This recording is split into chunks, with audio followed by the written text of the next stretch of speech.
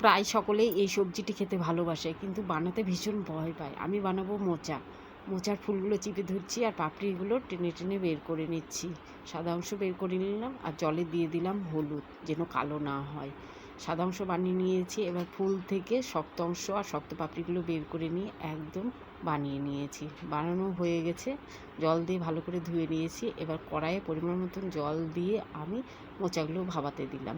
তাতে আমি আদা জিরা শুকনো লঙ্কা বেটে নিয়েছি। ভাপানো হয়ে গেছে, এবার ফুটো পাত্রে ছেঁকে নিলাম। তেলে ফোড়ন দিলাম জিরা, তেজপাতা আর শুকনো লঙ্কা আর গোবিন্দভোগ চাল ধুয়ে নিয়েছিলাম, তা দিয়ে ভেজে তাতে দিয়ে দিলাম ভাপানো মোচা। দিয়ে পরিমাণ মতো লবণ হলুদ দিয়ে ভালো করে ভেজে নিলাম। আর আদা জিরা শুকনো লঙ্কা বাটাগুলো দিয়ে ভালো করে কষিয়ে নিলাম।